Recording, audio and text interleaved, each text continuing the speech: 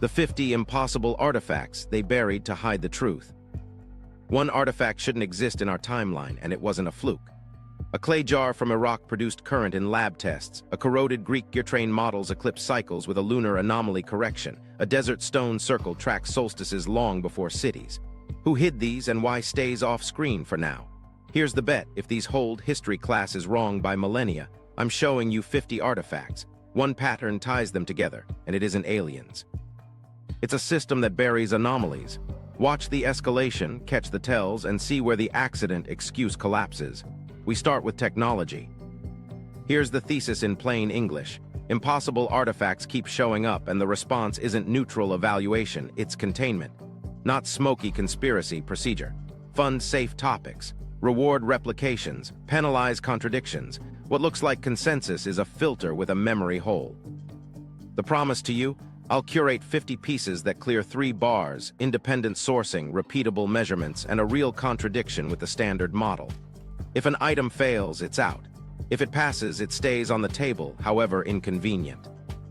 Roadmap so you see the chain, not just the links. Pillar 1, ancient tech. Tools and devices we're told shouldn't exist when they appear.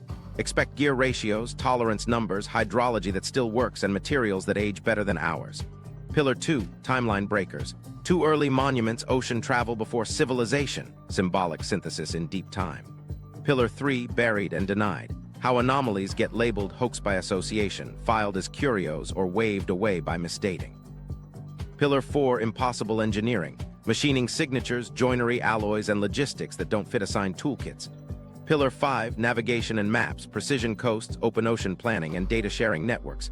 Pillar 6, Bio-Anachronisms, crops, animals, and microbes moving ahead of the textbooks. Pillar 7, writing before writing, information systems hiding in cords, seals, and marks. Pillar 8, sky clocks, astronomy encoded in stone and bronze. Pillar 9, metrology, standards that imply workshops and governance. Pillar 10, hidden cities, Lidar and sonar exposing urban systems under jungle and silt. Pillar 11, metallurgy without a manual, furnaces, retorts, and microstructures. Pillar 12, the pattern, precision, networks, suppression, together. Stakes matter, careers ride on stable frameworks. Grants prefer incremental certainty. Institutions defend origin stories. Refuting anomalies is rewarded. Chasing them risks funding, access, and reputation.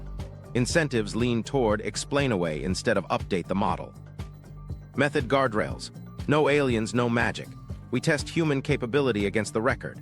That means measurements over vibes, mechanisms over myths, and watching for repeated gatekeeping moves. Hoax as shield, misstate by assumption, and the local exception that somehow happens everywhere. One open loop to hold. Most, it was an accident. Defenses die when you find coordination. The artifact that breaks that excuse is coming. You'll recognize it when materials, math, and logistics converge, and there's documented suppression attached. Here's the pact. I'll give you receipts, not riddles. You give me attention long enough to see the pattern. If we're wrong, we learn. If we're right, timelines shift. Now into Pillar 1, the tech that shouldn't exist, yet does. Ancient advanced technology, precision that shouldn't be possible. Start with the outlier that isn't an outlier when you look closely. The Antikythera mechanism. Divers pulled it from a 1st century BCE wreck in 1901. CT scans later revealed at least 30 bronze gears, dials for the Metonic and Saros cycles, inscriptions that read like an operator's manual, and a pin and slot that models the moon's variable speed. This isn't ornament. It's calibrated astronomy in metal, with tooth counts and tolerances that demand jigs, gauges, and a workshop culture. One device means a tradition, apprentices, standards, and spares, because precision rarely appears once and vanishes. Now to electrochemistry's controversy.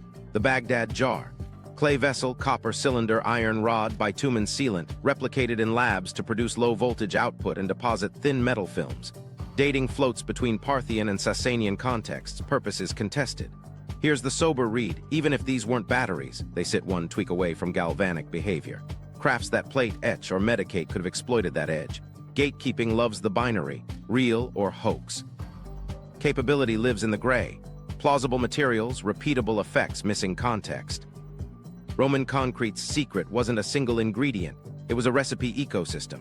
Volcanic ash, lime, seawater, pozzolanic reactions that grow aluminous tobermorite and phillipsite in cracks, self-healing marine structures for centuries. Harbor cores show crystals knitting microfractures long after the empire fell. That's materials science tuned to environment, slow curring, ash provenance, lime-class strategy. Modern Portland excels in compressive strength, then suffers in salt. The Romans optimized for durability we rarely budget for. This is advanced because it's repeatable and purpose-fit. Watch water become engineering. Lothal's tidal dock in the Indus system managed silt with spillways and brick modules, while Peru's Nazca Puquio's corkscrewed wind down spiral intakes to pressurize subterranean aqueducts. Different continents, same principle, shape flow with passive design. You don't get silt control and pressure heads by accident. You get surveys, maintenance plans, and a feedback culture fixing what fails and standardizing what works. Stones next, the Egyptian granite problem. Hard stone vessels with lathe-like symmetry, tubular drill cores bearing spiral striations, and sarcophagi with long-run flatness you can feel with a straight edge. Copper tubes and sand do the cutting, pounders do the roughing, abrasives do the finishing. The sticking point isn't tool material, it's throughput and control. Thousands of pieces with matched profiles mean jigs, templates, and division of labor. Precision at scale is management, not magic. Jump to the Andes.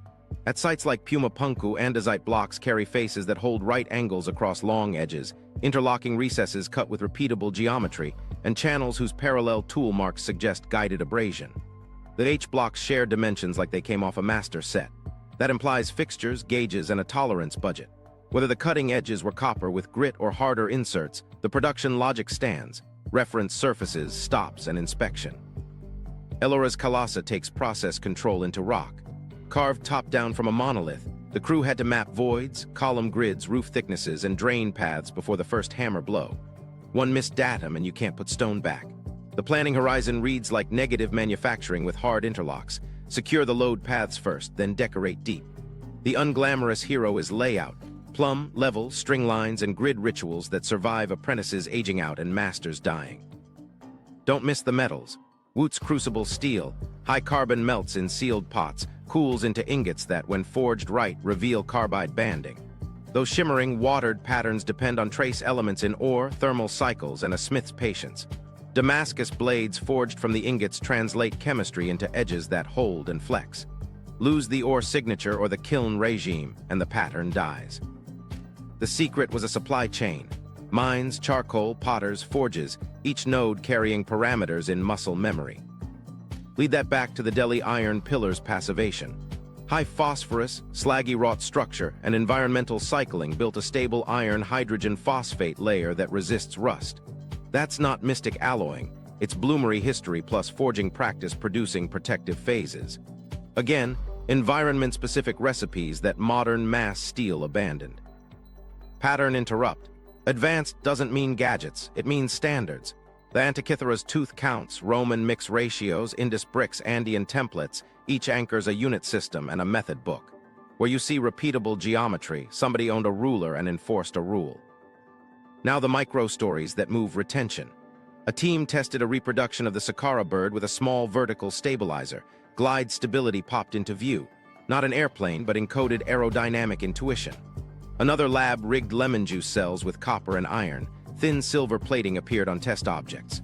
Both show this. Craft knowledge accumulates without textbooks, then hides when the workshop burns or the ledger is never written. Escalate with logistics. Bow drills need cords, abrasives, tube stock, and water. Quarries need ramps, sleds, and standardized slips. Foundries need flux by the basket and tire angles that repeat across furnaces. The artifact is the end. The miracle is the rhythm. When you see repeatability across hundreds of pieces, you're seeing a calendar of work, inspection steps, and someone who says no when a part misses spec. Here's the hinge. Precision implies measurement. Measurement implies institutions. Institutions leave trails. We've got geared astronomy predicting eclipses, concrete that heals in seawater, water systems that breathe with deserts, stones true to demanding tolerances, and steels whose microstructures still challenge modern replications. Different media, same fingerprints. Standards, audits, and supply chains. If that level of control existed, then ideas, ores, and methods traveled. Which means the next question isn't could they build? It's how far did those standards sail and who mapped the routes? Timeline breakers, artifacts that arrived too early. Now the dates stop cooperating. Start with a face from deep time. The Lion Man of Hohenstein Stadel, carved from mammoth ivory around 40,000 years ago. Human body, lion head. Don't get distracted by the oddity, watch the synthesis. This isn't copying a creature, it's blending categories into an idea, identity, power, myth. Symbolic abstraction is already running at full voltage when the syllabus says it should be crawling. That's a cognitive ceiling raised centuries before cities. Shift to a hill that rewrites cause and effect. Göbekli Tepe, around 11,500 years ago, circa 9,500 BCE. Massive T-pillars, animal reliefs, segmented enclosures aligned to sightlines. The paradox is neat and deadly to the latter model. Monumental architecture before domesticated grains settle a town. Therefore, either ritual centers catalyzed sedentism or seasonal mega-projects were normal for hunter-forager coalitions. Quarry negatives refit around pillars, feasting detritus piles up. Then the whole complex is deliberately buried. That's curation, not collapse. It also screams scheduling. Quarry crews, carvers, haulers, stewards, without a city government on paper. Water carries the next receipt.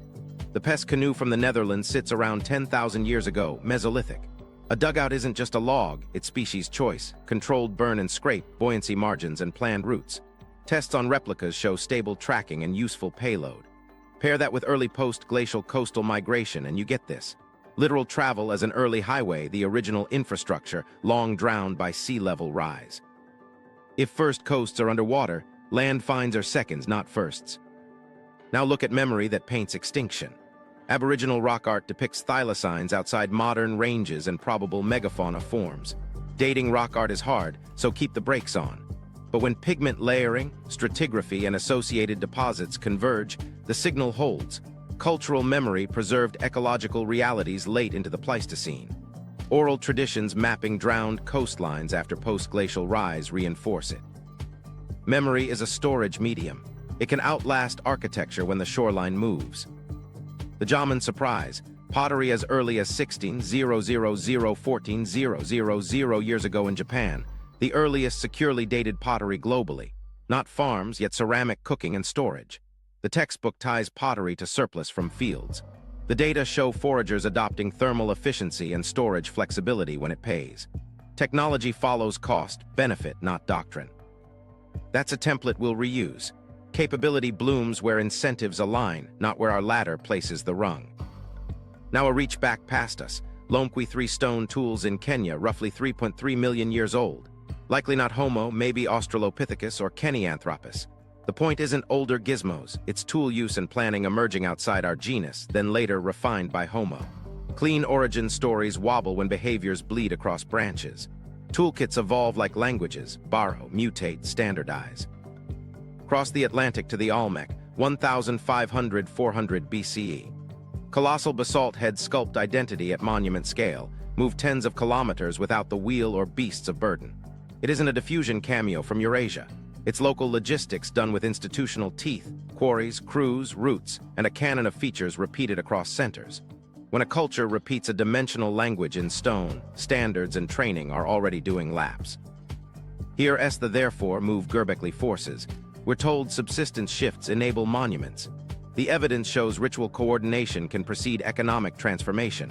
Monuments didn't celebrate farms, they scaffolded the social rhythms that made farming inevitable. You organize labor to carve pillars, therefore you can organize harvests.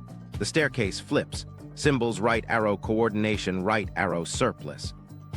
Lapido expansion enters as a quiet timestamp. Around 160–500 BCE, pottery styles, obsidian networks, and horticultural kits hopscotch across remote Oceania. You don't learn blue water seamanship in one generation. There had to be a training ground, canoe design, star paths, landfall routines, before the ceramic trail shows up. When we later hit Polynesian stick charts, remember, expertise stacks before artifacts broadcast it. Sampling bias is the uncredited villain. Submerged paleolandscapes show drowned river systems and likely camps on shelves now 20–50 meters deep. If coastal foragers lived where data is now underwater, our timeline of firsts is skewed inland. The fix is method, sonar, sub-bottom profiling, and cautious claims.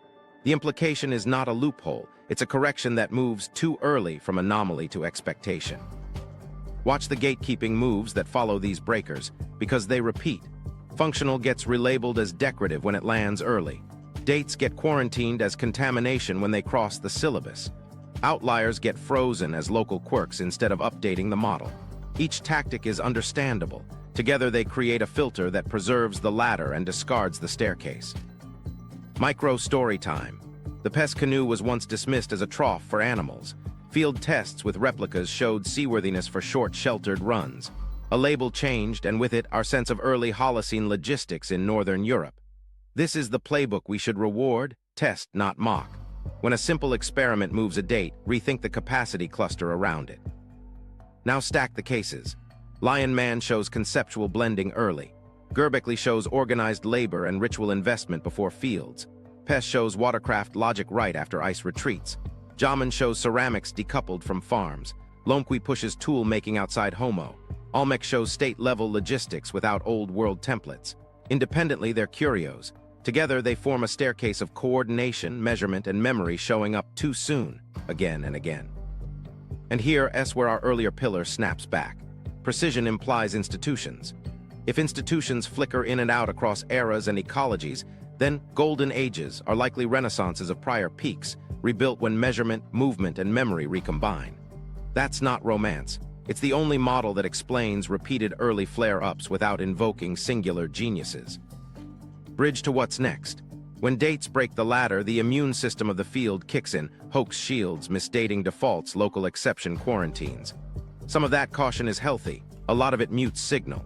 So next, we watch what happens to inconvenient artifacts in the real world, how they get misfiled, denied, or quietly shelved, and we'll name the playbook move as it happens.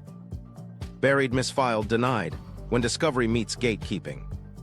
Here, where the immune system kicks in. Start with a template case, not for truth, but for policy. The Calavera's skull.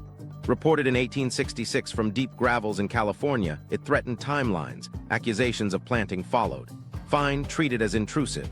But watch the meta move. One messy case became the scarecrow used to wave away a century of stratigraphic oddities without standardized retests. Hoax by association turned from caution into cover. That's how a field learns to dodge risk while calling it rigor. How the Dorchester vase, a zinc-silver bell-shaped object allegedly blasted from rock in 1851. The context evaporated into newspaper clippings and cabinet drawers. With chain of custody gone, you can't confirm or falsify. But notice the convenient limbo, too messy to investigate, clean enough to mock. The methodological fix would have been simple, re-excavate the formation under modern controls, but the file drifted into legend, and the legend did the gatekeeping work for free. The London hammer is the meme version. A 19th century style hammerhead encased in a concretion gets paraded as found in ancient rock. Geologists correctly point out, concretion isn't lithification, minerals can form around recent objects. Good. But then the hammer gets deployed as a universal debunking token. See, OOPArts are all like this. That's an epistemic shortcut. Each case needs its own material tests, context audit, and dating protocol. Gatekeeping thrives on strawmen because they're efficient. Piltdown is the nuclear option. A forged fossil fooled elites for decades. When exposed, it scorched the earth around disruptive claims. Healthy skepticism hardened into an extraordinary claims tax that throttled anything outside the syllabus. The unintended consequence. A lot of genuine edge cases died in committee because no one wanted a retraction on their CV. That's not a villain, it's a system optimizing for safety over discovery. James Mellart's bakery inscription saga shows collateral damage. Dramatic Bronze Age texts were announced. Later, his credibility crumbled over forgeries and documentation failures. The reaction froze the entire corpus in suspicion. Instead of digitizing, releasing, and separating text from curator, the notes languished, and the field used the scandal to police adjacent dissent. We didn't just lose trust, we lost testable data for years. Zoom out to mechanics. Journals chase reliability metrics. Retractions are poison, so anomaly-heavy submissions die at review. Collections managers guard access. A researcher with a controversial reputation finds samples harder to borrow. Reviewers invoke extraordinary claims, require extraordinary evidence, then set thresholds no grant can afford. Each move seems prudent. Aggregated, they act like a filter that locks orthodoxy and sediments outliers. A basement story explains the pace. Museums hold rooms of unprovenanced items from old digs, potsherds, tools, odd metals, underfunded, undercatalogued. A researcher proposes non-destructive PXRF or CT to at least characterize composition. The answer: no budget, conservation backlog, loan moratorium.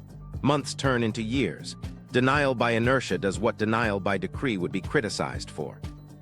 Here's the repeatable toolkit in plain speech. Hoax by association. Cite Piltdown to tarnish a new lithic with unfamiliar flake scars. Misdate by default. Trust a label over fresh tests because the archive should be right. Local exception. Admit an outlier but freeze it as regional weirdness rather than updating comparative frameworks. You can hear the incentives humming. Safe topics get funded. Tidy timelines get published. Anomalies get quarantined until the people who care age out.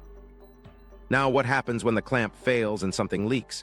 You get press-first releases, photo teasers without scale bars, breathless claims of peer review incoming, and the public fills gaps with speculation. Specialists who could help stay silent because norms were broken. Then the backlash arrives. See, this is why we don't touch anomalies. The cycle feeds itself, and the artifact becomes a cautionary anecdote instead of a data set. There's a fix, and it's procedural, not heroic. Pre-register anomaly protocols.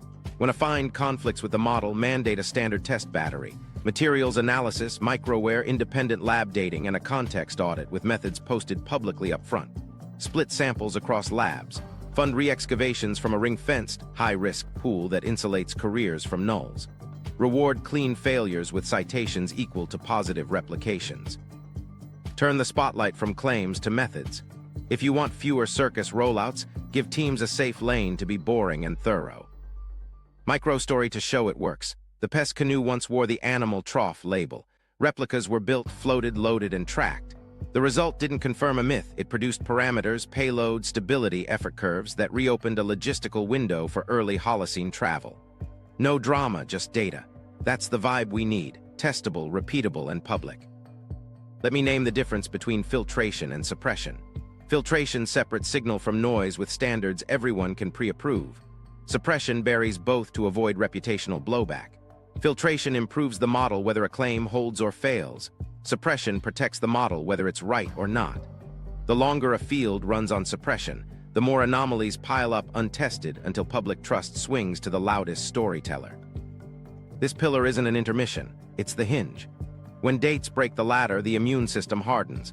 Only the artifacts that carry tool marks, tolerances, and logistical fingerprints bulldoze through. That's why the next pillar shifts to the places where gatekeeping struggles to say decorative with a straight face. Stones with machining signatures, metals with microstructures, projects that only make sense if standards ruled the shop. Impossible engineering, stones, metals, and machining. Okay, this one's wild.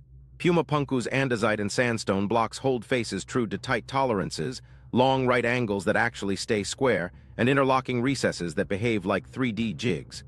Notice the parallel tool paths inside channels, consistent spacing like a guided sled with abrasive. H-blocks repeat dimensions across the site, as if checked against a master. That screams templates and gauges, not one-off hero cuts. Whether edges were copper carriers with grit or harder insets, the operation reads the same. Establish reference surfaces, cut to stops, inspect, repeat. Now step into an Egyptian hard stone shop. Granite vessels show lathe-like symmetry. Tubular drill cores carry spiral striations from rotation plus linear feed. Long flats on sarcophagi reveal uniformity you can test with a straight edge. The question isn't, could copper cut granite? Abrasive does the work while copper carries slurry. The hard part is throughput and consistency. Thousands of matched profiles imply jigs, templates, and a quality gate. Advanced here means a workflow that catches drift before it multiplies. Ellora's Kailasa is negative manufacturing at temple scale. Crews carved down from the top, mapping roof thickness, column grids, drainage paths, and load lines before ornament touch stone. One bad datum and you can't add material back. So what did they rely on? Plumb bobs, string lines, reference grids scratched into surfaces, and ritualized layout sequences that survive personnel turnover. The real artifact is process memory encoded in the order of operations. Flip to the Andes polygonal masonry. Multi-faced blocks lock like puzzles, bevels break continuous joints, stones lean into each other so earthquakes rock walls without collapse. The toolkit can be modest, pounders, pecking, abrasion, but the design rulebook is tough. Avoid long straight seams, overlap planes, key internals. That's a standard disguised as style. You can replicate a face. Replicating the joint logic across a whole wall takes training and audits. Metals next because microstructure doesn't lie. Woot's crucible steel, sealed pots, high-carbon solution, slow cooling, produces ingots that, when forged just right, show watered patterns from aligned carbides. The pattern isn't a paint job, it's chemistry married to thermal cycles and patient reduction. Damascus workshops turn those ingots into blades with hard edges and tough spines by cycling heats and managing decarb. Lose or trace elements or kiln regime, and the pattern fades. The secret was a supply chain tuned like an instrument. The Delhi iron pillar stays clean in monsoon air because of composition and history. High phosphorus, entrapped slag in wrought iron, and cycles that foster a protective iron-hydrogen phosphate layer. That's bloomery process plus forging practice, not mythical alloy. Recipe plus environment yields passivation, predictable if you know your ore and your fire. Let's hit guided removal again at Puma Punku. Some recesses show internal corners sharper than you get from casual pecking. Repeated slot depths suggest gauges. If you're making dozens of identical dovetail-like pockets, you don't eyeball. You build a depth stop and a width template, then glue the contact with slurry to read high spots. That's machinist thinking with stone. India's zinc story proves invisible engineering. Zinc wants to fly off as vapor. Early metallurgists solved it with sealed retorts and downward condensers at Zawar. Archaeological drifts of failed retorts are lab notes in shard form. Control a temperature gradient with bricks and stack geometry, hold atmosphere with seals, and you've got industrial repeatability. Standardized pots and loading patterns meant consistent brass on demand. Ellora meets Hoysala when you look at repetition. Star-plan temples in soapstone repeat bosses, fillets, and moldings across bays with uncanny consistency. That's not freehand genius. It's templates and go/no-go gauges. Sculptors move faster when the gauge says yes, and the foreman's eye is backed by a standard. Back to Egypt for a production question people dodge: rate. Roughing granite with pounders is slow, finishing with abrasive is slower. Yet we see thousands of vessels. That forces you to imagine a shop with rotation. Roughers, semi-finishers, final polishers, cordage and drills prepped in batches, abrasives graded, water on tap, inspection at handoff. Once you think in stations instead of mystery tool, the volume makes sense. Andean tight fits get the same treatment. Field attempts with modern grinders show you can fit 2 stones quickly, but doing it on a slope at height, across a whole wall, demands a standardized sequence. Present, mark with soot or pigment, remove, grind, present again. The skill is reading contact patches and stopping when the tolerance is met. That's shop discipline in the open air. Damascus again, but with failure logs. Slag. Slag chemistry records furnace choices. Glassy, homogeneous slag says temperature and flux control. Bubbly, streaked slag says the crew was fighting heat or composition. Piles of it are bar charts in dirt. You can literally see a workshop tighten its process over seasons by how the slag changes layer to layer. Fasteners bridge stone and metal. Egyptians used dovetail saddles, Romans poured lead cramps, Andeans cast bronze T-clamps into carved pockets. These aren't decorations, they lock degrees of freedom. The mindset is engineering: constrain, key, allow expansion where needed. When you find the same logic in different continents, you're seeing convergent standards. Here's the escalation you came for. Remove the mystique and track the method: guided abrasion, depth stops, templates, gauges, sequence planning, material recipes, and inspection. Once those exist, impossible becomes improbable only if you strip away the shop. Reinsert the shop, its tools, rhythms, and audits, and the feats line up. So why does this pillar matter for the bigger pattern? Because tool marks argue back when gatekeeping says decorative. Microstructures argue back when legend blurs metallurgy. Joint logic argues back when random rubble gets printed on a site plan. And when stones, steels, and furnaces from different worlds whisper the same standards language, you know you're looking at institutions in action. Which means roots existed to move ore, abrasives, templates, and know-how. Next, we follow those roots, on water in stars, and on skins where coastline accuracy appears centuries early. Navigation, maps, and global memory. If engineering proved workshops, navigation proves networks, who shared standards, who moved ore, who carried memory between coasts. Start with an artifact that admits it's a collage. The Piri Reis map, drawn in 1513. Its margin notes cite 20 charts and Mappy Mundi, including a Colombian source. The coastline fit of West Africa and the bulge of South America isn't magic, it's compilation. Data survives in fragments, then a careful editor stitches accuracy from older, now lost work. That's version control on vellum. Portal and charts double down on that logic. They're webbed with rum lines radiating from compass roses, sailing legs linked by bearings mariners could hold. What's crazy is cross-workshop consistency.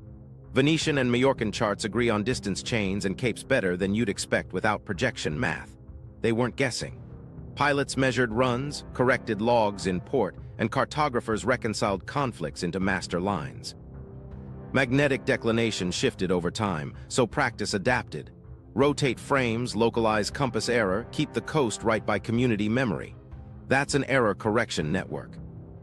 Now shift to a sea without compasses. Polynesian wayfinders crossed blue water with star paths, swell memory, and birds as scouts. Their stick charts, Rebolib for archipelagos, matting for wave behavior, encode refraction patterns and island shadows as curved sticks and nodes. The instrument isn't the chart, it's the navigator's trained body. Canoe hulls became sensors, night skies became mnemonic domes. Apprentices memorized star rise and set azimuths for island pairs, then checked swell periods by feel.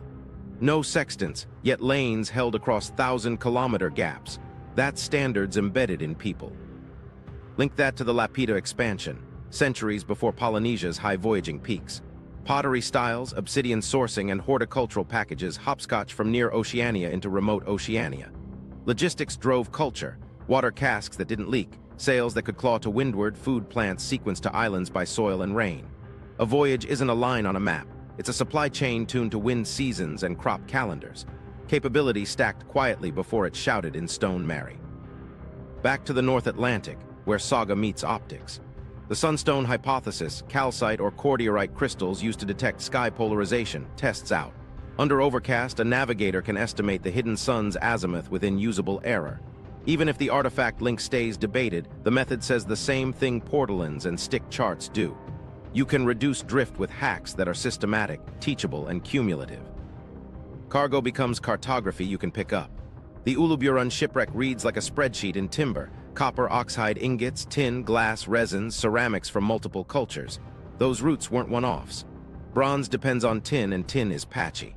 When alloys appear on demand, you're seeing stable corridors with agreed waypoints and timetables. That's why portalin accuracy matters. A wreck is a data point. A map is a policy. Let's address the trope that always hijacks Piri Reis. Antarctica at the bottom. The safer read is speculative terra australis, a cartographic habit of the time. The signal isn't a polar coast. It's inland South American details and coastal fits that imply better sources than public European charts. Don't let a flourish erase the method. Our theme is repeatable accuracy via compilation, not psychic foresight. Portalin practice hides a metrology tell. If pilots in different centuries agree that leg A is 2 days at average speed and leg B is 5, someone's smoothing those logs against reality. Workshops converge on scale by auditing errors. That's the same behavior you saw in Woot's supply chains. Lose one node and quality wobbles, reinsert feedback and it stabilizes. Navigation is moving metrology. Astrolabes bring instruments into the frame. Islamic and European makers turn the sky into a flat, usable plate. Set latitude, read star positions, find time, estimate course. Engraving reedy teeth and plate projections demanded the same operator empathy as Antikythera's dials, mechanics that translate celestial cycles into human action. Tools don't work unless users share a conceptual model. That's curriculum. Here's a mouth as a manifest. Dental calculus from skeletons far from spice origins traps micro-remains of turmeric, clove, and sesame. That's movement earlier or wider than tidy trade dates. When flavors appear in teeth where charts stay silent, you're seeing informal routes, kin lines, guild links, before state monopolies stamp tickets. Networks predate archives. Tie the Pacific back in with a kit piece that traveled, the sweet potato. Polynesian cultivars clustered genetically with South American lineages before Europeans. Names echo to Kumara and Kumar. Choose your vector, Polynesians reaching the Americas or Americans reaching Polynesia, but either way, horticulture rode blue water. Colonies don't survive on courage, they survive on calories scheduled to climate. Wayfinding is agriculture by other means. Now set the viral hook for what follows. Accurate coasts before chronometers, open ocean passages without steel hulls, and commodities that demand synchronized trust. This is measurement culture expressed as movement. When these networks break, storms, wars, gatekeeping, charts decay, lore phrase, and roots die. Fragments like Piri Reis and portalins aren't curios, they're recovery files from crashed libraries. The therefore is simple. If precision sailed, then units, audits, and standards weren't locked in quarries and forges. They were social glue across ports. That glue demands weights that match, bricks that fit, cords that measure, and inspectors who say yes or no. Which is why the next pillar isn't a detour, it's the backbone. We're about to open the drawer labeled Metrology and pull the rulers that made all of this possible. Bio-Anachronisms, DNA, agriculture, and diets out of place. If navigation proved networks, biology proves exchange, because plants, animals, and microbes don't care about origin stories. Start with the clearest signal, the sweet potato. Polynesian cultivars cluster genetically with South American lineages, and the name echoes, Kumara in Polynesia, Kumar in Quechua. That's pre-Columbian movement. Pick your mechanism, Polynesians reaching the Americas or Americans reaching Polynesia. But either way, a calorie-dense crop crossed thousands of kilometers, then rooted into island horticulture. Colonies don't survive on hero voyages. They survive on planting schedules that match wind seasons and rainfall. That's logistics disguised as botany. Now flip the vector that gets headlines. Chickens in the Americas before Europeans. Early reports from Chile's El Arenal suggested bones with Polynesian haplotypes. Later radiocarbon redatings muddied the water. Here's the honest position. Evidence is suggestive, not settled. The pattern that matters is handling, not hype. One lab revision shouldn't nuke an entire question. It should trigger more samples, independent labs, and pre-registered criteria. The gatekeeping move, debunked next, kills inquiry faster than a bad claim ever could. Dental calculus turns mouths into cargo lists. Micro-remains of turmeric, clove, black pepper, and sesame show up in skeletons far from their botanical homes, centuries before formal trade monopolies. What's crazy is how residue solves what pottery can't. Teeth trap flavors that perishables erase and paperwork never recorded. If spice granules appear in Levantan mouths earlier than tidy timelines allow, then informal routes, kin links, guild ties, small boat coasting, preceded imperial caravans. That's network first, archive later. Let's talk domestication at sprint speed. Teosinte to maize. Wild teosinte looks nothing like modern maize, yet a handful of kilos, TB1, TGA1, swing the phenotype into husked, synchronized, harvest-friendly ears quickly. That implies focused selection, seed exchange, and communal testing. It isn't slow drift after civilization. It's directed breeding under social coordination, then distribution across landscapes. The lab was a field, the protocol was ritual and habit, and the peer review was harvest. Across the Indian Ocean, sorghum and millets moved both directions between Africa and South Asia in the mid to late Holocene. Archaeobotanical finds and genomic signatures show adaptation at the destination, calendar tweaks, soil fits, cuisine shifts. This wasn't one errant seed in a sailor's pouch. It was horticulture packages moved with know-how. Remember our navigation pillar, routes that carry or also carry crops, calendars, and recipes. Food is infrastructure. Disease threads complicate tidy contact stories. Ancient DNA of Mycobacterium in pre-contact South American remains points to seal-derived tuberculosis lineages, zoonosis across marine interfaces. That's not a Spanish galleon. That's coastal ecology, hunting, and shared shorelines. It doesn't overturn every disease narrative. It widens channels of contact we undercount. Microbes report movement as clearly as metals do. Dogs are maps with paws. Pre-contact American dogs carry unique haplotypes later swamped by European breeds, but deeper layers track migration pulses down coasts and through corridors. In Oceania, dog and pig aDNA mirror lapida paths. Animals become barcodes for human corridors when boats rot and charts burn. Where ceramics go silent, genomes keep talking. A quick Andean micro-story shows how caravans carried fields on their backs. Quinoa diversity peaks near Lake Titicaca, but quinoa and amaranth signals show up along highland to coast routes. Camelid caravans moving salt, fish, and textiles became seed banks in motion. Crops jumped ecatones, piggybacking on existing logistics. That's the same piggyback logic that moved obsidian with pottery styles and zinc knowledge in retort shards. Pattern interrupt. We keep treating crops as add-ons after culture. In reality, crops are culture's skeleton. A voyaging canoe becomes a settlement only if its crew lands with a horticulture kit that fits soil, rain, and pests. Sweet potato into Polynesia isn't a curiosity. It's the keystone that makes marginal atolls viable. Scheduling cuttings, knowing tuber dormancy, and mapping planting to swell seasons is navigation by another name. Numbers ground this. If residues of turmeric predate formal spice monopolies, informal networks get the credit. If sweet potato lineages in Polynesia clock pre-European, blue water horticulture is real. If sorghum's genome carries African signatures in India, two-way exchange beat textbooks. If maize's rapid fixation of key loci marks human selection, then the earliest labs were communal fields with feedback loops. Success tasted, seed saved, instruction repeated. Gatekeeping shows up here too. Contamination becomes a reflex when results annoy a timeline. The fix matches our anomaly protocol, split samples across labs, blind labels, publish nulls and hits, and lock methods before outcomes. Bioevidence either holds under that load or it doesn't. If it holds, the model updates. If it fails, the dataset still teaches. Therefore, when plants, animals, and microbes cross basins ahead of the syllabus, either rafts of improbability stack or people did what they always do: explore, barter, transplant, remember. The artifacts we love, maps, gears, stones, are loud. Biology is quiet and stubborn. It carries roots in starch grains, haplotypes, and plaque. And when bio whispers align with navigational feats and metrology habits, the pattern is hard to ignore. Standards sailed, and so did seeds. Bridge it forward. Once calories move, ledgers follow, obligations, tallies, schedules. The next pillar isn't poetry, it's accounting. Knots, seals, signs, and tokens, writing before writing, because moving food without memory breaks fast. Writing before writing, codes, counts, and proto-scripts. If calories move, obligations follow, and obligations need memory you can audit. Start with Quipu. Not a prop, a database. Main chord, pendant chords, subsidiaries branching like folders. Colors tag categories, llamas, maize, labor days. Knots encode decimal place values with different knot types marking tens, hundreds, thousands. Colonial records pair specific quipus with written tallies that match totals, which tells you specialists weren't guessing, they were reading. Precision here is schema, not sentences.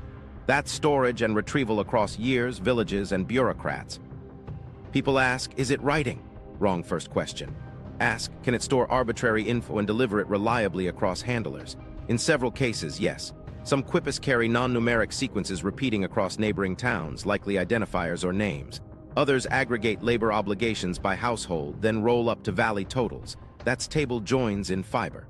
And the cross-check culture matters. A Quipu Kamiok presenting knots to an official who knows the codes means error gets punished.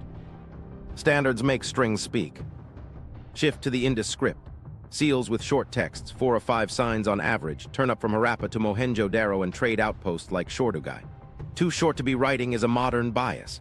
Administrative tags are short on purpose. Look at the stats. Sign frequencies, positional preferences, and conditional pairs behave like a logosyllabic system, not random scratches. Prefix-like signs repeat before animal icons. Suffix-like signs cluster at the end. Pair that with standardized weights and identical seal motifs, and you've got bureaucracy without a Rosetta Stone. We can't read it, but we can read its behavior. Constrained alphabet, fixed order, institutional function. Now the Vinca and Tartaria sign sets. Fired plaques and pottery carry recurring symbols across Old Europe in the 6th to 5th millennium BCE. Contexts are messy. Claims to earliest writing are overplayed. The sober signal is repetition with discipline, a limited repertoire, repeated arrangements, and consistent placements on vessels and figurines. Think craft marks, deity tags, and property identifiers on a convergence path toward true graphemes. Codes stabilize inside exchange networks because potters and traders want reproducibility. If your mark doesn't travel, your pot doesn't either. Rongorongo on Rapa Nui is the heartbreak that proves the rule. Incised wooden tablets in reverse Boustrophedon, likely 18th to 19th century copies of older exemplars. The reading lines snapped under slaving raids and disease. Statistical tests show structured repetition. Calendrics, genealogies, or chant scaffolds are plausible. Even if full literacy sits just out of reach, the presence of a standardized glyph set on a remote island signals institutional memory. Land claims, ritual schedules, labor obligations. When pressure rose, writing, or something close to it, emerged as a governor. Jaihu symbols in the middle Yellow River add the long runway. Tortoise shells and bones with incised marks dated to the 7th millennium BCE echo shapes later formalized in Shang oracle script. They aren't characters yet, but ritual contexts, repeated motifs, and continuity suggest symbolic repertoires anchoring authority and memory millennia before divination burned questions into bone. Writing grows from ritual counts and property marks before it flowers into history. Here's the pattern interrupt. Information isn't always marks. Tools can hold rules. Loom heddles with fixed hole patterns encode weaves, a program a weaver executes. Net gauges fix mesh size, resource management embedded in wood. Spacing cords and layout grids in masonry enforce invariance, always this offset, never align those joints. That's executable code in fiber and string. Quipu is readable memory, a heddle is runnable logic. Both guarantee outcomes across many hands. Back to Indus for the audit cycle. Seals exist to seal. Clay bully impressed with a seal close a container. Break it, compare goods to marks, reconcile with weights. That's a checksum plus a weight standard in one motion. When the same sign catalog appears at distant ports with the same weight series, someone's policing drift, regrinding chipped weights, recarving worn glyphs, tossing counterfeits. Writing before writing lives where metrology and identity intersect. Micro story, in the Andes, a set of quipus from Purachuco lined up with a Spanish census. Not clusters matched named households and tribute categories. Discrepancies exposed errors. One fiber ledger, one alphabet ledger, same town, same totals after correction. That's interoperability, two media, one governance. The therefore you felt all along. Before epics, societies build memory scaffolds for counts, categories, schedules, and rights. Quipu store decimals and identities. Indus seals tag actors and amounts. Vinca signs broadcast affiliation. Rongorongo hints at island-scale management. Jayahu marks Thai ritual to recall, and tool programs enforce patterns craftsmen don't argue about. Precision lives as schema, networks carry codes. Suppression arrives as lost context and scholarly freeze when decipherment stalls.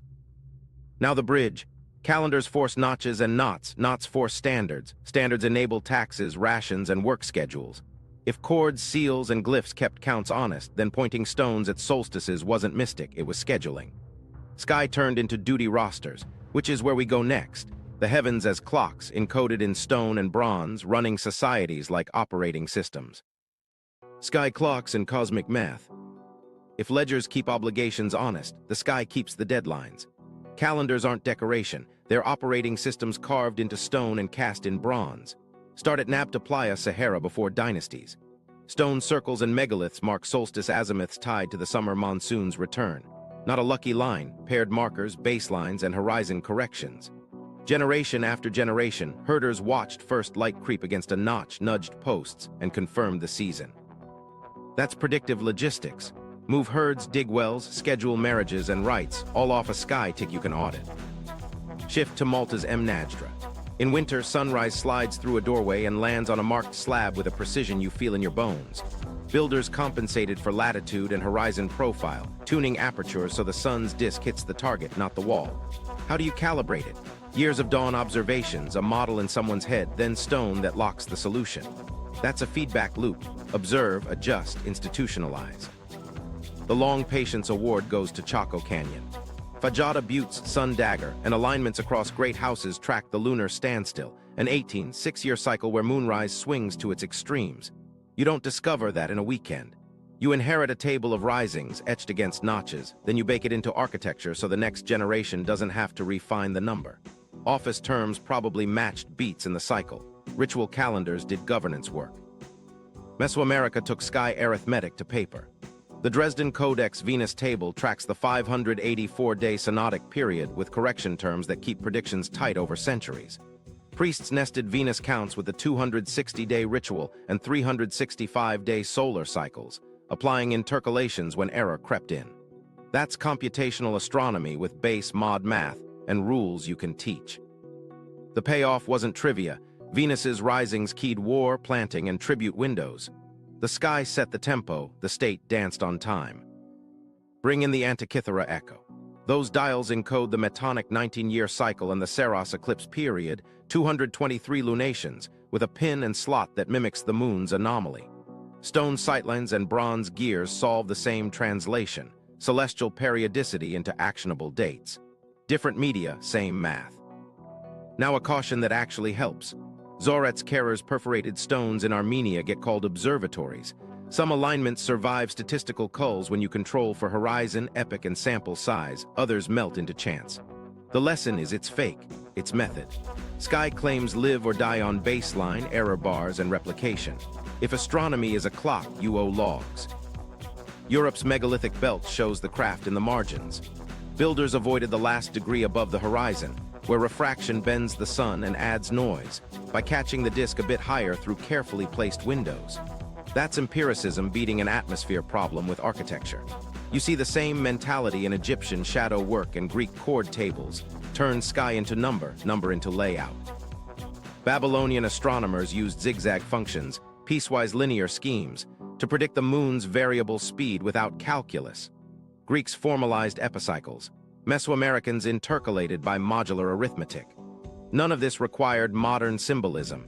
It required stable tables, apprentices who copied carefully, and institutions that punished drift. Why this obsession? Because rivers, winds, and obligations ride cycles. Flood myths are schedules in disguise. Tax is due after harvest. Harvest depends on rain. Rain follows solar beat and lunar modulation. A temple that nails a solstice is a notary stamp on a contract. Plant now, owe then. Sky windows aren't mystic, they're enforceable timestamps. Micro story that reveals audit culture. Sighting corridors often run a little wider than a disk, not pinhole tight.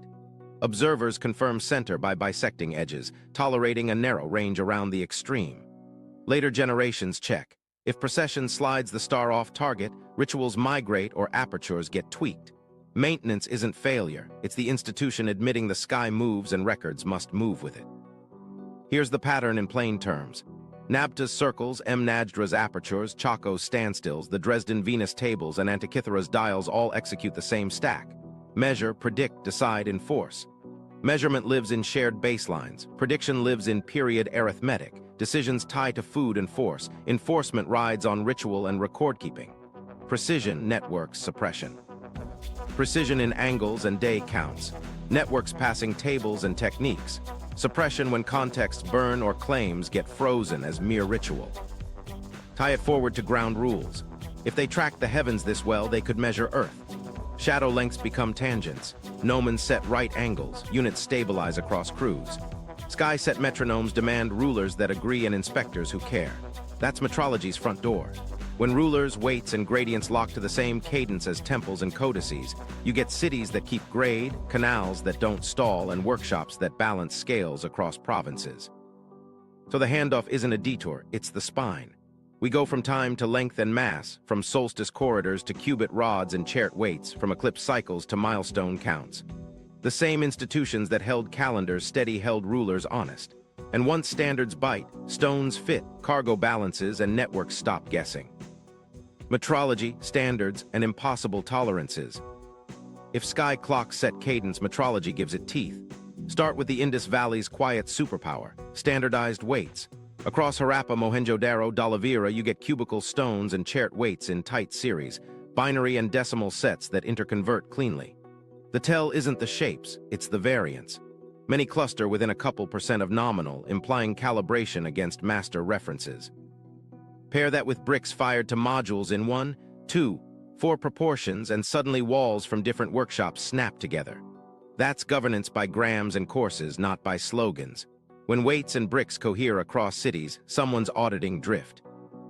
Egypt's royal cubit turns a stick into a system. Surviving rods, wood, ivory, stone, are subdivided into palms and digits, and plans embed fractions that repeat across projects. Surveyors pull cords under tension, strike right angles with 3-4-5 triangles, transfer level by water. Casing runs that stay true over long distances, and sarcophagi flats you can check with a straight edge aren't miracles. They're downstream of a stable unit and crews punished for missing it. Harmony wasn't mystic, it was modularity under inspection. Look at Costa Rica's stone spheres for a visual yardstick. Not every ball is perfect, which is the point. The best examples hit sphericity within a few millimeters relative to diameter. You don't eyeball that. You rotate against frames, mark high spots with pigment, abrade, and repeat. Clusters fall into step-size groups, series you could read across a plaza. Standards become sculpture. Scotland's carved stone balls look like curios until you plot diameters. Many fall into size classes with low variance. Knob counts hit pattern symmetry. Whether they were gauges, weights, or competition tokens, the signal is constraint. Independent objects converging on specific sizes means a ghost yardstick in the background. A go-no-go mindset lives in stone when metal calipers aren't yet the norm. Shang China's bronzework makes tolerances obvious where seams meet. Molds with register marks lock cores to consistent wall thicknesses. Multi-part molds reunite with crisp joins. Later eras depict rulers and calipers, but the behavior predates the pictures. Casting in clay demands gauges for core spacing, pin placement, and riser sizing. Foundry inscriptions naming overseers tie measure to accountability. Romans made standards public policy. Milestones, mil passus, punched distance into the landscape. Aqueduct gradients sat in the narrow band between stall and scour. Vitruvius's recipes read like tolerances for inclines and spans. Surveyors with grami and chorobates laid straight lines over hills, then reconciled milestones across provinces. The miracle isn't straight roads, it's reconciled counts empire-wide. That's a data schema stretched over terrain.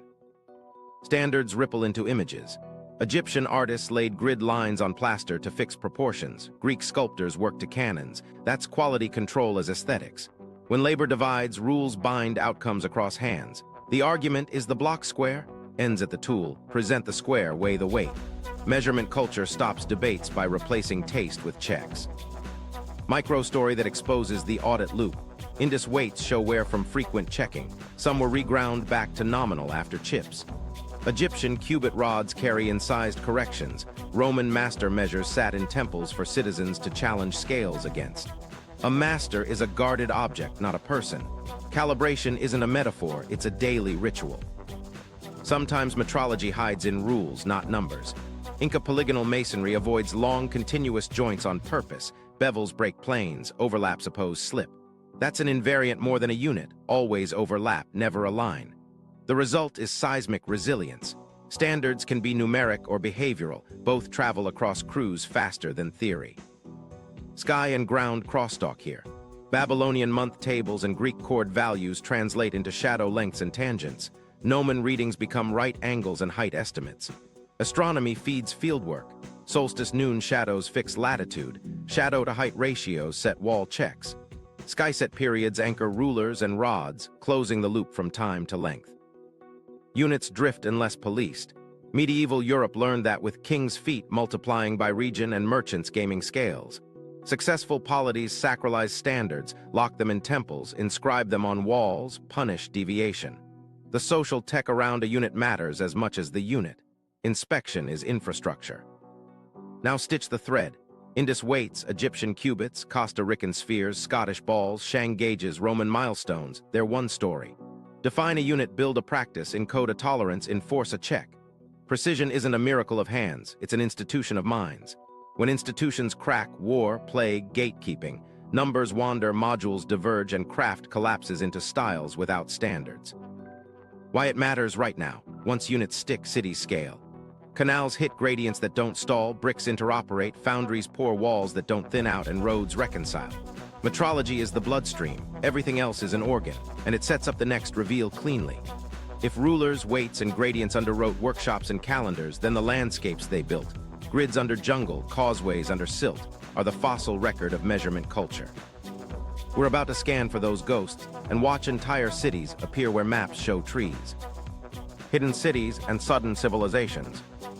Standards imply systems, systems imply cities, and some cities were hiding in plain sight until new sensors peeled them out of leaves, silt, and salt. Angkor is the wake-up call. Lidar didn't just draw temple outlines, it revealed an urban mesh, embanked roads, gridded neighborhoods, reservoirs stacked like hydraulic batteries. The barrays weren't ornamental lakes, they buffered monsoon chaos into steady head. Feeder canals stepped down gradients that had to stay inside narrow bands or they'd stall or scour. That's measurement-made landscape, with maintenance routes, spillways, and gate hierarchies you'd expect from a water utility, not a myth in the woods. Now carry that lens to the Amazon. For decades, the rainforest wore the pristine badge. Then LiDAR over acre and Mato Grosso traced geoglyphs, rectilinear roads, and platforms along ridges. Terra Preta anthropogenic dark earth flags long habitation through engineered soils, charcoal, bone, shards, microbes tuned to recycle nutrients. The layout isn't a single metropolis. It's a mosaic, hilltop nodes, causeways cutting through seasonally wet ground, river hubs tied to flood pulses. When post-contact population collapse let forest reclaim lines, our sampling skewed rural. The scans didn't conjure cities, they revealed metrology under canopies. Shift to shorelines. Off India's Saurashtra coast, shoals near modern Dwarka hold walls, alignments, and stone courses in shallow water. Dates are messy. The Gulf of Combat is a sediment blender, but the broader signal repeats around India's drowned littoral. Holocene sea level rise marched inland, submerging early ports and floodplain edges. The honest move isn't Atlantis. It's littoral urbanism drowned in stages. When your first volume sits on shelves now 20-50 meters under, the terrestrial record we love is the sequel.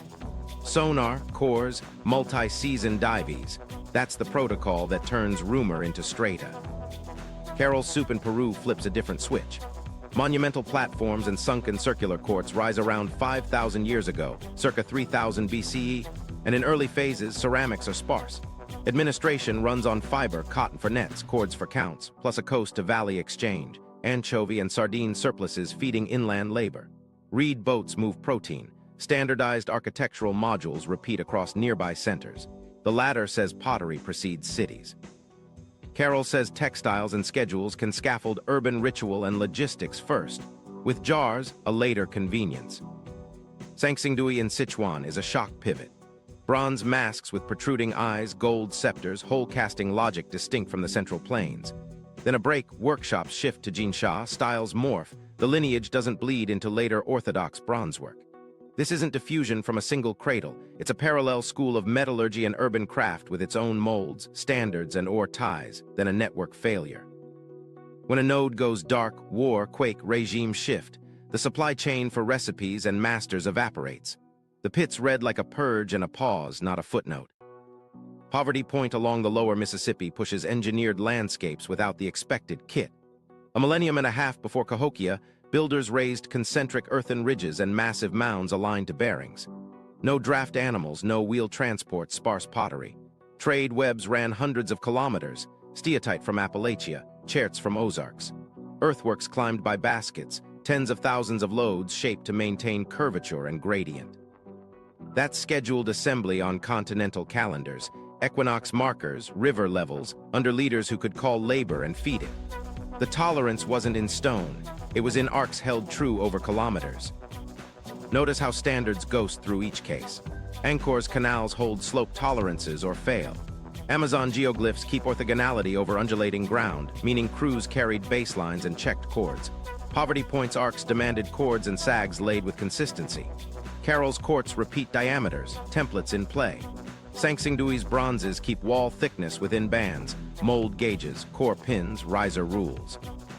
Urbanism is metrology at human scale. Roads as rulers, reservoirs as clocks, plazas as protractors. Micro-story of rediscovery. Once Angkor's Lidar patterns hit journals, researchers re-examined old satellite shots elsewhere. Random mounds snapped into grids. Natural ridges turned into embankments.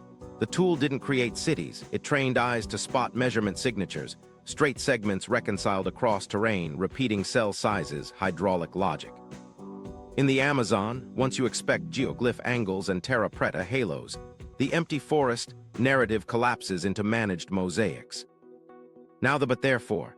Yes, single walls underwater don't prove civilizations, therefore protocols matter. Pair remote sensing with ground truth, cores for sea level curves, dates from multiple contexts, open gees so other teams can falsify. Headlines trigger gatekeeping, layered datasets let the model breathe. The immune system calms down when methods lead. Here's the escalation that ties back to our triad. Precision networks suppression. Precision lives in gradients, radii, and grids. Networks appear as road nets, river hubs, caravan loops, and shore chains. Suppression isn't just a villain, it's jungles, tides, collapse, and our own bias toward tidy timelines. Lidar, sonar, and stratigraphy are anti-suppression tools, ways to recover standards from beneath growth and myth. So where does this leave our roster? Angkor, Amazonia, Dwarka like littorals, Carol's Soup, Sangsingdui, Poverty Point. They aren't exceptions that prove a rule. They are the rule resurfacing. Cities bloom when measurement, movement, and memory synchronize, then fade when nodes break. The artifacts we love, gears, chords, weights, scale into landscapes. And those landscapes feed furnaces. Ore has to move, fuel has to stack, molds have to repeat. Which means the next pivot isn't a change of subject. It's the foundry shadow these cities cast. Metallurgy advanced without a manual because the manual lived in roads, rivers, and rules. Metallurgy without a manual. Trade routes don't hum without furnaces, and furnaces don't sing without recipes. Start in the Andes, where smiths teased arsenical bronze from tricky ores. Add a little arsenic and copper hardens, pores cleaner, and casts sharper. That isn't luck. Smelters learned which blue-green stones from which veins delivered tougher chisels and bell-bright sound. Draft control, charcoal layering, tire angles, parameters lived in hands and hills. Villages specialized, or here, charcoal there, casting down the road. So the manual existed as people and paths. Now to zinc, the metal that wants to evaporate. India's answer at Zawar was sealed retorts in downdraft furnaces, or with carbon in a closed pot, zinc vapor pulled downward to a cool receiver, condensing before it oxidized. Archaeology leaves the lab notes, drifts of shattered retorts, each a failed run. Brick stack geometry set temperature gradients, clay seals held atmosphere, standard pot sizes, fixed batch chemistry. Industrial repeatability without paper. Standardized ceramics, loading patterns, and firing schedules that turned vapor into brass on demand. North to the Sahara around Agadez, copper smelting hugged caravan spines. Furnace walls vitrified to consistent colors show crews holding narrow heat bands. Slag chemistry reveals fluxes tuned to pull silica and iron into meltable waste. Bellows scars match skin bag sizes, airflow constraints tied to hide and forearm, not textbooks. Recipes traveled by rumor and apprenticeship, then stuck because they worked. Tin is the silent tyrant. Bronze depends on a metal scattered like rumors. Late Bronze Age letters groan about missing shipments. Hordes spike. Foundries go quiet because a few mountain sources fed many hammers. You can narrate collapse as politics. Metallurgy reads it as supply failure. Technique didn't die. Alloy did because roots kinked. Bell beaker horizons make the point sharper. Similar cups spread. Metals don't map neatly. In some regions, arsenical bronze persists. Elsewhere, tin bronze blooms. Convergent solutions appear because ore mixes differ and smiths adapt to their dirt. Shared social style, local metallurgical answers. That's networked experimentation, not a single master class. Shift to West Africa's casting chorus. Lost wax bronzes of Ife and Benin. Model in wax, invest, burn out, pour, chase. Miss the pour and you lose the original. Alloy choices, copper, tin, lead balance flow against detail. Lead lowers melt temperature and improves fill. Too much and the piece softens. Wall thickness and microstructure show control. Aesthetics ride on process discipline. Consistent duaxing, riser placement, and venting that reflect foundry rules you could teach. Woots returns because the microscope betrays shortcuts. Sealed crucibles, high-carbon solution, long soaks, slow cools. Ingots emerge that forged at tight windows reveal watered patterns from aligned carbides. Replications only sing when ore chemistry mimics ancient sources, trace vanadium or tungsten matters. The secret lived as a loop. Smiths demanded ingots that behaved. Traders hunted mines that produced. Potters made vessels that lasted. Kiln crews hit the same thermal curve. Lose one node and the dance stutters. Damascus blades were the finishing school, thermal cycling that pushed carbides into bands, edges hard with tough spines. Access to good Woots ingots dries, patterns fade. The forge didn't forget, the supply changed. That's the difference between lost art and lost node. Read slag as spreadsheets. Homogeneous, glassy slag means steady temperature and tuned flux. Bubbly, streaked slag means crews fighting heat or chemistry. Layers are time series charts in dirt. You can watch a workshop tighten its process as seasons pass. Less trapped metal, smoother flows, fewer failures. Process control becomes stratigraphy. Quench myths aren't myths when you plot cooling curves. Water of that stream, oil of that seed, different quenchants set martensite fractions and crack risks. A smith's proverb is a phase diagram in disguise. Microhardness tests on old blades show zone structures, harder edges, tougher backs from clay masks and practiced heat reads. No thermocouples, just color, sound, and nose for decarb. Tie metals back to cities. Furnaces devour charcoal and ore, demand water, and spit slag that needs dumping. Forges cluster where logistics align. Inspectors tally fuel loads, apprentices count hammer beats to a heat. Weights certify ingot mass, rulers gauge nail heads. Metrology isn't background, it's the foundry's operating system. Zinc one more time because it previews industry. Retort trains demanded identical pots, consistent sealing clays, and stacking geometries that held gradients. Suddenly, ceramics are parts, loading patterns are sop, failure leaves standardized trash. That's factory thinking long before smokestacks. Fasteners bridge crafts. Egyptians set dovetail saddles, Romans poured lead cramps, Andeans cast bronze T clamps. Metals control stone because foundries can deliver repeatable shapes. Gauge a socket, cast a fit, lock degrees of freedom. That's design intent moving across materials. A floor snapshot because detail sticks. One foundry layer turns up bowls with nail heads sorted by diameter, go-no-go rings nearby. Every bowl a spec, every ring a rule. When we wave art, we erase this discipline. The truth's better, artistry on top of specification. Therefore, metallurgy without a manual wasn't guessing. It was recipes enforced by heat and habit, or signatures tied to roads and standards hiding in molds, gauges, retorts, and slag. When networks hold, patterns persist. When nodes fail, mystery blooms, and that lands us on the final pivot. If precision, networks, and suppression repeat from crucibles to canals, then the pattern isn't a story, it's structure. The last pillar names it and shows how to stop losing the manual next time. The pattern that survived the fire, what connects the 50. Here's the spine you've been feeling. Precision, networks, suppression. Not as slogans, as repeatable fingerprints. Precision is modular bricks that snap anywhere, knots that tally labor the same in two valleys, gears that land eclipses on date wheels. Networks are ore caravans, pilot houses, stick charts, and portal-in workshops reconciling bearings. Suppression isn't a villain in a cape. It's incentives that file anomalies into drawers, jungles that grow over grids, tides that bury literals, and gatekeeping that labels decorative when function arrives too early. Run the overlay across what we've seen. Puma Punku's interlocking recesses show gauges and depth stops. The abrasive had to travel, so a route exists. Its random erosion shrug is suppression. Quipu's place value knots are precision. State redistribution is the network. It isn't writing freezes it. Portalins reconcile logs into consistent coasts. Precision. Pilot guilds and copy shops. Networks. The medieval ignorance trope. Suppression. Indus weights hit tight variances. Precision. Brick modules unify cities. Networks. Short text aren't writing, parks the script. Suppression. The same triad keeps surfacing because complex work requires the same scaffolding no matter the material. Independent convergence kills the accident. Defense. When unconnected cultures stabilize units, enforce audits, and teach multi-step sequences, you're not looking at flukes. You're looking at the only viable path to durable complexity. Lunar standstills and aqueduct gradients both demand period arithmetic and tolerance budgets. Vessel symmetry and star table intercalations both require error correction and operator training.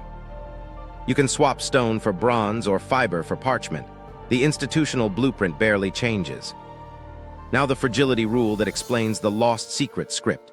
Every chain has a bottleneck. Micro-alloys for Woots hide in a few mines. Brass production needs standardized retorts that shatter if the clay recipe drifts. Open ocean wayfinding collapses if master navigators die without apprentices. Flood calendars break if horizon markers fall and nobody remembers the correction. Overfit to one node and you're one raid, famine, or purge away from mystery. That isn't romance. It's system design without redundancy. What survives the fire? Methods encoded in multiple media. Burn codices, Venus tables still live as ritual schedules and alignments in stone. Close a foundry, slag fields preserve recipes and failures stratified by season. Ban scripts, knots keep decimals under tribute. The robust fossils are habits that crossed materials. Base units, grid logic, correction terms, check routines, training cadences. Those are what let us triangulate capability when artifacts scatter. Zoom back to the gatekeeping loop. Gatekeeping isn't uniformly toxic.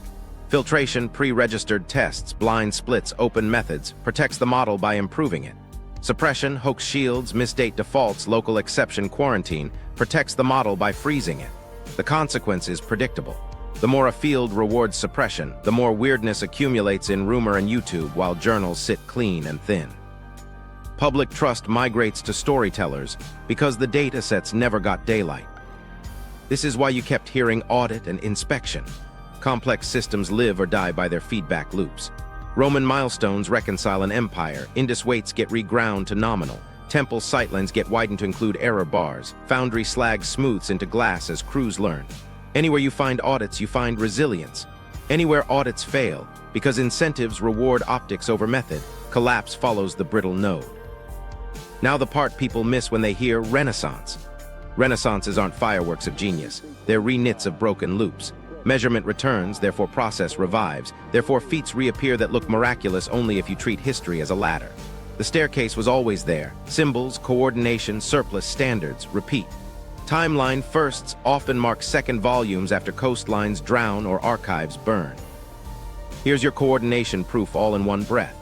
Antikythera is the compiled version of sky math with operator inscriptions, tooth counts, and calendric cross-references. Put it next to Chaco's lunar standstill architecture, Babylon zigzags, and the Dresden Venus corrections. Different forms, same model, table, correction, prediction, action. Add Indus weights with brick modules, length and mass on the ground. Add portolans and stick charts, length and direction at sea. Add woots and zinc retorts, temperature and chemistry in furnaces. The consistency is too tight to be coincidence. So what makes the impossible artifact label die? Documentation plus logistics. When material science, math, and movement converge, and you have evidence that someone tried to bury it, you're out of excuses. We've seen the burying, literal at Göbekli, bureaucratic in museum basements, ecological under jungle and tide, professional under reputation tax. The pattern names itself because it won't stop repeating. The fix isn't a manifesto, it's boring. Methods before claims. Pre-register anomaly protocols, composition, microware, dating, context audits, funded in a way that doesn't punish nulls. Split samples across labs. Publish failures as citable work. Reward replications that don't flatter egos. Treat outliers as tests of filtration, not threats to identity. You don't need a revolution, you need good plumbing. One last escalation to close the loop. Precision network suppression isn't just a diagnostic, it's a prediction engine. Where you find one leg, hunt the others. Tight weights, expect brick modules and seal scripts nearby. Clean tidewater alignments, expect canal tolerances and calendar rituals. Sealed retort shards, expect standardized coins and trading hubs. And if you only see one leg, ask what burned, who buried, or which node failed. The pattern is the tool, use it. The payoff, what this actually means now. Here's the plain read. Humans didn't wait for a single cradle to get smart. Wherever measurement, movement, and memory locked into a loop, capacity bloomed. When loops broke, by war, disease, politics, sea rise, or gatekeeping, knowledge dimmed. When loops reknit, renaissances looked like miracles because we forgot what standardization feels like. So timelines compress. Dark ages become data gaps with pockets of audit culture still beating. Firsts on land often mark seconds after literals drowned. Lost secrets translate into lost nodes, or chemistries, guild curricula, pilot lodges, retort recipes. Rebuild nodes and the trick stops being magic. Practically, this reweights funding. Aim money at standards, not spectacles. Lidar where grids could hide. Sonar and sub-bottom profiling along drowned shelves. Open metrology datasets, weights, rods, gauges, scanned, measured, published. Split lab ADNA and residue assays for bioexchange. Industrial archaeology of slag, crucibles, and retorts with open chemistry. Build an anomaly fund with career shields, pre-registered methods, and citation credit for clean nulls. Culturally, it argues for humility. Our precision is fragile. Break cobalt roots, fiber backbones, or timing satellites, and tolerances will leak like water in bad joints. The lesson isn't nostalgia, it's maintenance. Societies that reward audits keep feats. Societies that reward optics lose them. Woot's blades didn't die of stupidity, they died of supply and incentives. Education-wise, replace the latter with loops. Teach Quipu as database, portolans as version control, Angkor as hydraulic OS, Antikythera as compiled astronomy. Put extraordinary claims require extraordinary evidence beside extraordinary protocols deserve ordinary funding. Make replication a badge, not a burial. For this channel, the next move is simple. Follow the methods, then the money, then the boxes. Which digs went quiet after press, which basements hold unscanned cords, unmeasured weights, unlabeled gauges, which grants punished anomalies by starving them. There's a document that shouldn't exist sitting in a box with a harmless label. We've got the trail. Methods first, data next, narrative last. If the triad holds, the box opens. If it breaks, you'll see the failure live. Either way, the model updates. That's the pattern hiding in plain sight. Precision, networks, suppression, build, distribute, erase, repeat. If you want the receipts behind each claim, the next video is where we pull archive threads and follow the funding trails that decided what got published and what disappeared. Subscribe, hit the bell, and cue our Antikythera deep dive next. Because the document that shouldn't exist is sitting in a box with a boring label, and we're about to open it. If you're into methods over myths, stay. This is where the model updates or the myth finally breaks.